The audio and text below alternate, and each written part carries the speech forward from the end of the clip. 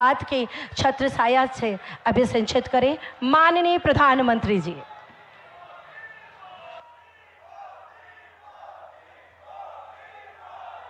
हर हर महादेव। उत्तर प्रदेश के मुख्यमंत्री श्रीमान योगी आदित्यनाथ जी, मंच पर विराजमान यूपी सरकार के अन्य मंत्रीगण, जनप्रतिनिधिगण, इस कार्यक्रम में मौजूद देश के खेल जगत से जुड़े सभी वरिष्ठ महानुभाव और मेरे प्यारे काशी के परिवारजनों, आज फिर से बनारस आवे का मौका मिलल हो। जो आनंद बनारस में मिलला ओकर व्याख्या असंभव है। एक बार फिर बोलिए, ओम नमः पार्वती पतये हर हर महादेव। आज मैं एक ऐसे दिन काशी आया हूं जब चंद्रमा के शिव शक्ति पॉइंट तक पहुंचने का भारत का 1 महीना पूरा हो रहा है। शिव शक्ति यानी वो स्थान जहां बीते महीने की 23 तारीख को हमारा चंद्रयान लैंड हुआ था। एक शिव शक्ति का स्थान चंद्रमा पर है, दूसरा शिव शक्ति का स्थान ये मेरी काशी में है।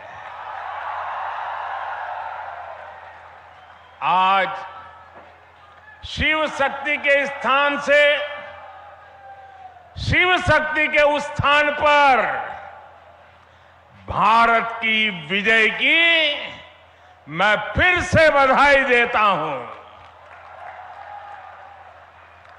मेरे परिवारजनों, जिस स्थान पर हम सब इकट्ठा हुए हैं वह एक पावन स्थल जैसा है। यह स्थान माता विंध्यवासिनी के धाम और काशी नगरी को जोड़ने वाले रास्ते का एक पड़ाव है।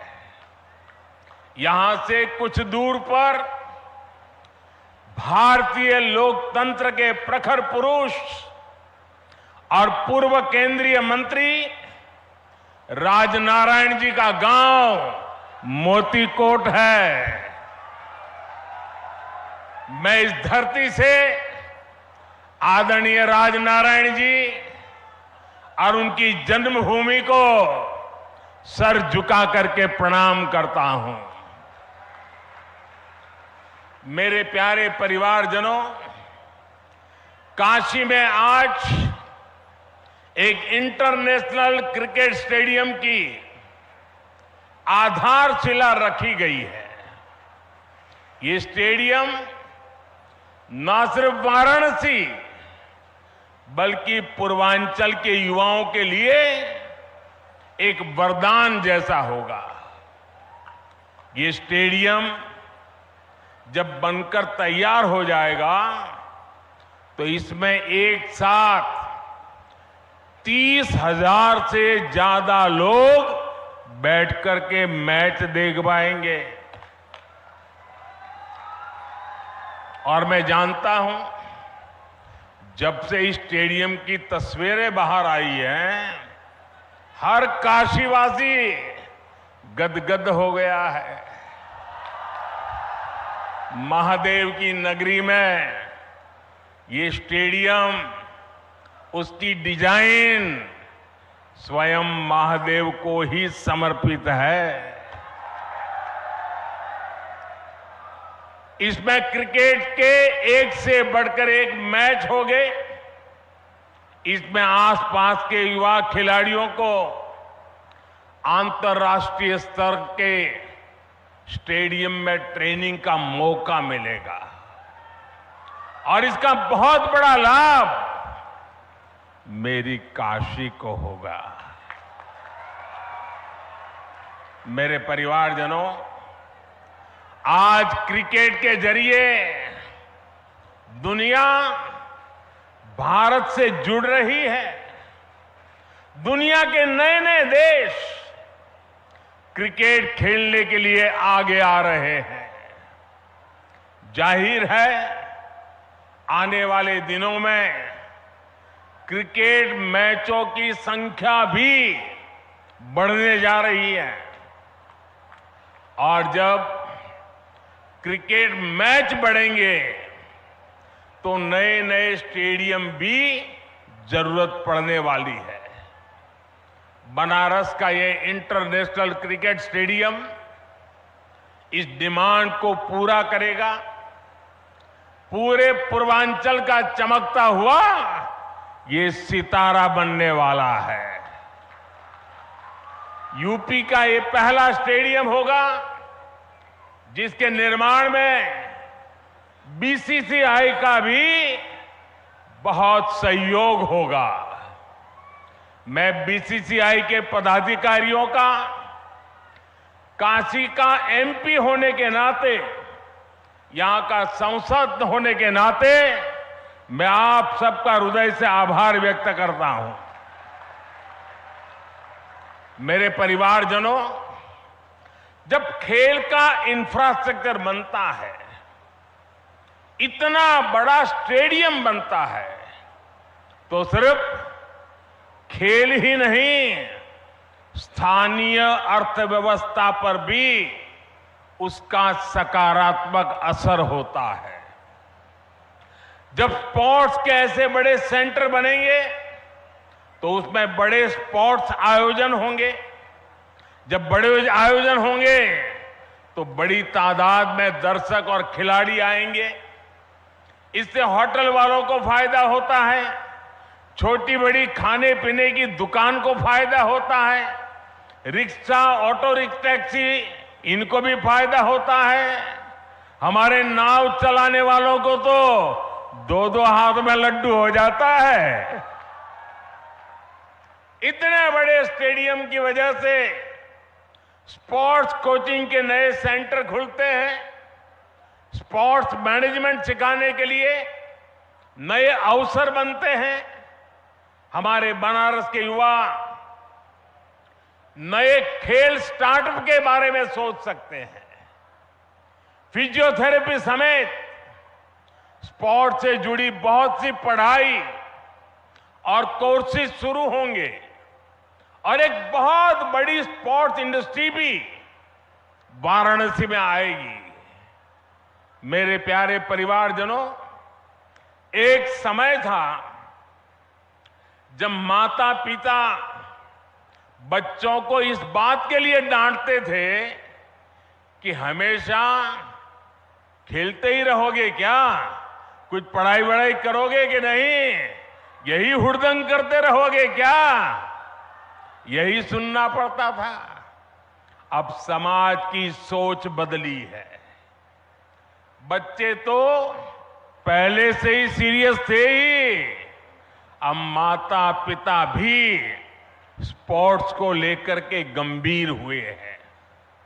अब देश का मिजाज ऐसा बना है कि जो खेलेगा वही खिलेगा।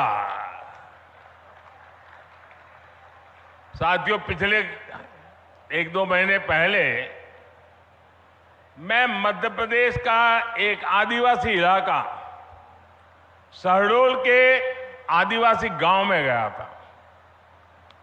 वहां मुझे कुछ नौजवानों से मिलने का अवसर मिला और मैं सचमुच में वहां का दृश्य और उनकी बातें सुनकर के इतना प्रभावित हुआ। उन युवकों ने मुझे कहा कि ये तो हमारा मिनी ब्राजील है। मैंने कहा भाई तुम मिनी ब्राजील कैसे बन गए हो? बोले हमारे यहां हर घर में फुटबॉल का खिलाड़ी है।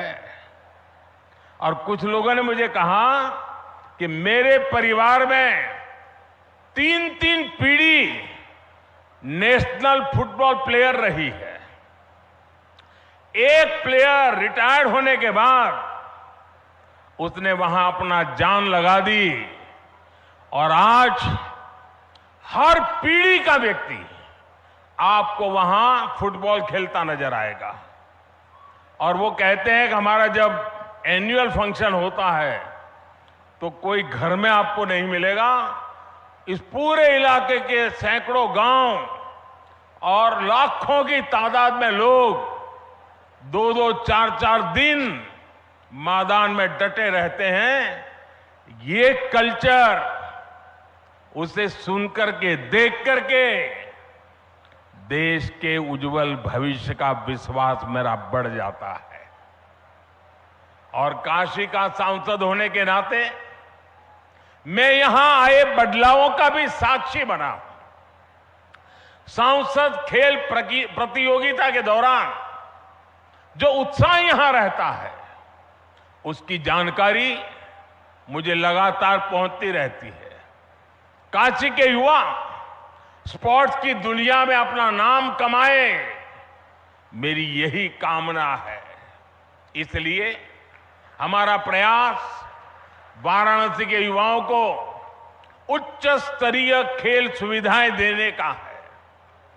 इसी सोच के साथ इस नए स्टेडियम के साथ ही सीगरा स्टेडियम पर भी करीब 400 करोड़ रुपए खर्च किए जा रहे हैं। सीगरा स्टेडियम में 50 से अधिक खेलों के लिए जरूरी सुविधाएं विकसित की जा रही है। और इसकी एक और खास बात है, ये देश का पहला बहुस्तरीय स्पोर्ट्स कॉम्प्लेक्स होगा जो दिव्यांगजनों को ध्यान में रखकर बनाया जा रहा है। इसे भी बहुत जल्द ही काशी वासियों को समर्पित किया जाएगा। बड़ालालपुर, उसमें बना सिंथेटिक ट्रैक हो, सिंथेटिक बास्केटबॉल कोर्ट हो, अलग अलग अखाड़ों को प्रोत्साहन देना हो, हम नया निर्माण तो कर ही रहे हैं पर शहर की पुरानी व्यवस्थाओं को भी सुधार रहे हैं। मेरे परिवारजनों, खेलों में आज भारत को जो सफलता मिल रही है वो देश की सोच में आए बदलाव का परिणाम है। हमने स्पोर्ट्स को युवाओं की फिटनेस और युवाओं के रोजगार और उनकी कैरियर से जोड़ा है। 9 वर्ष पहले की तुलना में इस वर्ष केंद्रीय खेल बजट 3 गुना बढ़ाया गया है। खेलो इंडिया प्रोग्राम के बजट में तो पिछले वर्ष की तुलना में लगभग 70% वृद्धि की गई है। सरकार आज स्कूल से लेकर ओलंपिक पोडियम तक हमारे खिलाड़ियों के साथ टीम मेंबर बनकर साथ चलती है। खेलो इंडिया के तहत देश भर में स्कूल से यूनिवर्सिटी तक की खेल प्रतियोगिताएं हुई है। इनमें बड़ी संख्या में हमारी बेटियों ने भी हिस्सा लिया है। सरकार कदम कदम पर खिलाड़ियों की हर संभव मदद कर रही है। ओलंपिक पोडियम स्कीम भी ऐसा ही एक प्रयास है। इसके तहत देश के शीर्ष खिलाड़ियों को सरकार पूरे साल में खाने पीने, फिटनेस से लेकर ट्रेनिंग तक लाखों रुपए की मदद देती है। इसका परिणाम हम आज हर अंतर्राष्ट्रीय कंपटीशन में देख रहे हैं।